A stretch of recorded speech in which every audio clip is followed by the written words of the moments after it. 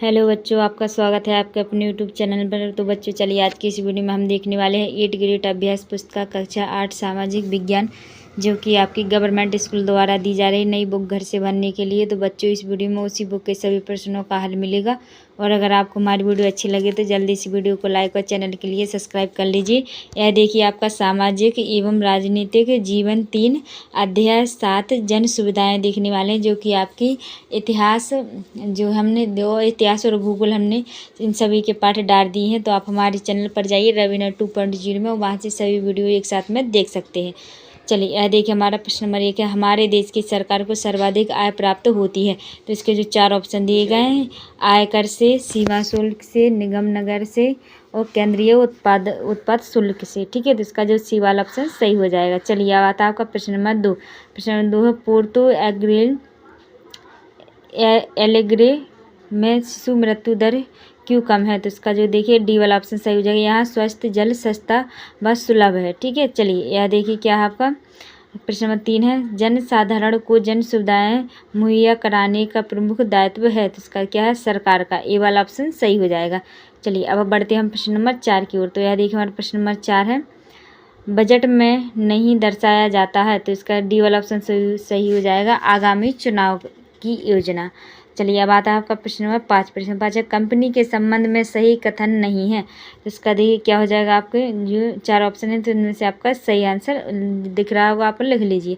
चलिए अब आते हैं हम प्रश्न नंबर 6 पर। प्रश्न नंबर 6 देखिए क्या है, रिक्त स्थानों की पूर्ति कीजिए। तो ए में भरा जाएगा आपका मूलभूत, बी में 6 से 14 वर्ष की आयु के सभी बच्चों को शिक्षा के अधिकार की गारंटी देता है।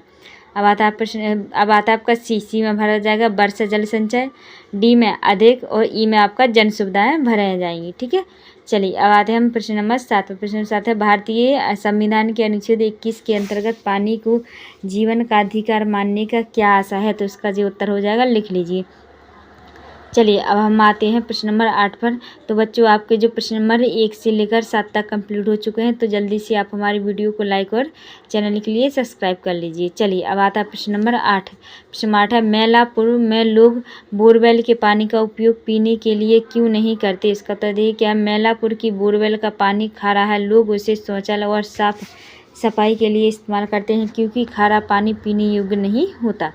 अब आता है प्रश्न नंबर 9। प्रश्न नंबर 9, दूषित नदी से होने वाली किन्हीं 3 बीमारियों के नाम बताइए। इसका दूषित पानी से होने वाली 3 बीमारियां देखिए, चर्म रोग, पेट रोग, पीलिया, हैजा और टाइफाइड। ठीक है, चलिए अब आते हैं प्रश्न नंबर 10 पर। प्रश्न नंबर 10 देखिए क्या है, केंद्रीय सरकार द्वारा किए जाने वाले व्यय का सबसे अधिक हिस्सा कहाँ व्यय होता है। तो इसका उत्तर हो जाएगा लिख लीजिए। ठीक है, प्रश्न नंबर 11 है, जलापूर्ति की कमी का वो ज़्यादातर गरीबों पर पड़ता है, समझाइए। जिसका उत्तर हो जाएगा लिख लीजिए।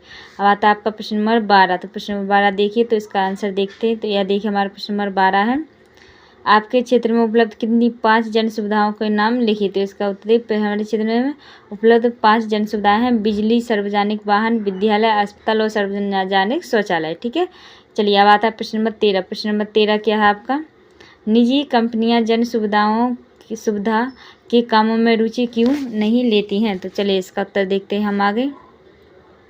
ये देखिए हमारे प्रश्न नंबर 13 का उत्तर हो जाएगा, लिख लीजिए। ये हमारे प्रश्न नंबर 14 का उत्तर है, केंद्र सरकार की आय के स्रोत कौन कौन से हैं। तो इसका केंद्र सरकार की आय के स्रोत निम्न हैं, जैसे सीमा शुल्क, दूसरा है केंद्रीय उत्पादन कर, तीसरा आयकर और चौथा वस्तु एवं सेवा कर जीएसटी। ठीक है, चलिए अब आते हैं हम प्रश्न नंबर 15। प्रश्न नंबर 15 है हमारा, कोई एक उदाहरण देकर समझाइए कि जलापूर्ति की जिम्मेदारी निजी कंपनियों को क्यों नहीं दिया जाना चाहिए। तो इसका जो उत्तर हो जाएगा लिख लीजिए।